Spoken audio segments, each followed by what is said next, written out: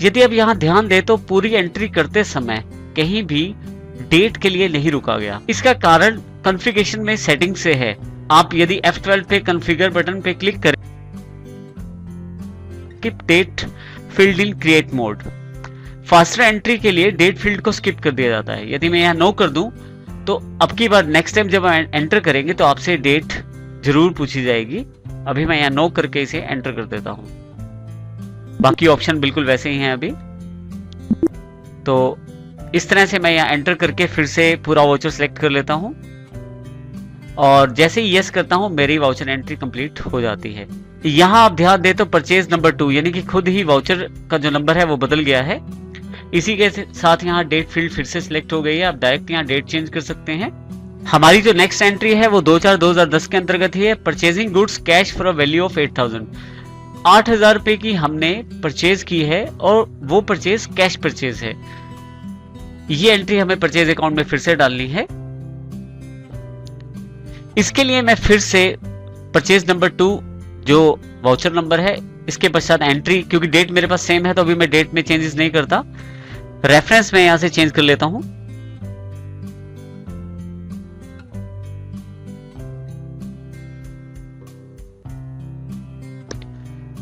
जैसे यहां एंटर करता हूं तो मेरे पास फिर से जानकारी मांगी जाएगी कि किस प्रकार मैं परचेज करना चाहता हूं आइटम। क्योंकि मैं कैश परचेज करना चाहता हूं तो सी प्रेस करता हूं। मेरे पास लिस्ट ऑफ लेजर अकाउंट भी अवेलेबल हो जाता है। यहां से मैं कैश सेलेक्ट कर सकता हूं। यहां यदि आप ध्यान दें फिर से कैश का जो करंट बैलेंस है वो 60,000 रुपए है। क्योंकि मैं 8,000 रुपए की परचेज करना चाहता हूं तो 8,000 रुपए कैश को क्रेडिट कर देता हूं। जैसे एंटर प्रेस करता हूं तो यहाँ देखिए करंट बैलेंस ऑटोमेटिकली अपडेट होता जाता है टैली में। सबसे बड़ी ये विशेषता है टैली की कि जो भी आप एंट्रीज करते हैं साथ के साथ उसका अपडेशन लेजर में हो जाता है। बाय में परचेजेस जो हमारा अकाउंट है उसमें एंट्री करना चाहते हैं, परचेजेस सिलेक्ट कर लेता हूं। ऑटोमेटिकली देखिए यहाँ पे जो परचेजेस है उसका बैलेंस 13,000 रुपए हो गया है और 8,000 रुपए की परचेज डेबिट हो गई है हमारी। जैसे एंटर करता हूं फिर से मैं नरेशन वाले बॉक्स पे आ जाता हूं। यदि आप एक ही तरह के वाउचर बार बार डालते हैं तो आपके लिए नरेशन लिखने की आवश्यकता नहीं है बार बार। आप उसके लिए कंट्रोल और आर दोनों बटन्स को प्रेस करके शॉर्टकट की है कंट्रोल+R, इसका प्रयोग कर सकते हैं। जैसे मैं कंट्रोल+R प्रयोग करता हूं तो जो लास्ट नरेशन मैंने यूज की है वो मेरे पास अवेलेबल हो जाती है। इससे मैं इसमें जो भी चेंजेस करना चाहता हूं वो चेंजेस करके इस नरेशन को स्टोर कर सकता हूं। मैं अपनी आवश्यकता अनुसार इसमें चेंजेस कर लेता हूं। पहले जो भी नरेशन मैं चाहता हूं मैं वो लिख सकता हूं या जैसे कंट्रोल+R से उसका प्रयोग कर सकता हूं। पिछली वाली नरेशन को मैं कॉपी कर सकता हूं कंट्रोल+R से।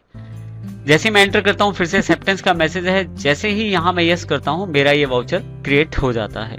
इस तरह से यदि आप ध्यान दें तो ऑटोमेटिकली यहाँ परचेजेस के लिए जितने वाउचर है उनके सबके नंबर अपने आप ही बदलते चले जाएंगे।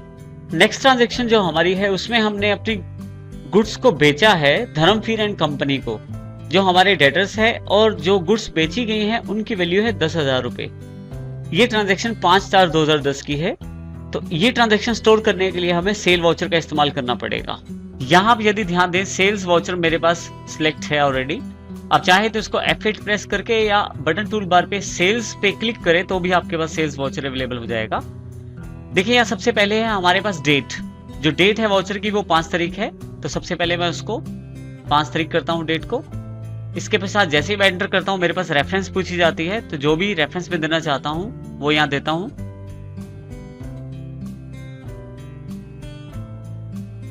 जैसे एंटर करता हूं तो पर्टिकुलर्स में बाय सिलेक्ट हो जाता है। इसका अर्थ उस अकाउंट से है जिसको मैं डेबिट करना चाहता हूं। तो जो हमारे पास है जैसे मैं डी प्रेस करता हूं धर्मवीर एंड कंपनी को सिलेक्ट करना चाहता हूं। जैसे आपने डी प्रेस किया आपके पास list of ledger accounts available हो गया। इसमें से धर्मवीर एंड कंपनी को मैं सिलेक्ट कर लेता हूं। जैसे एंटर करता हूं मेरे पास वो धर्मवीर एंड कंपनी सिलेक्शन में आ जाती है। यहां यदि आप ध्यान दें तो 12,000 रुपए इसका जो डेबिट बैलेंस ऑलरेडी हमारे पास अवेलेबल है।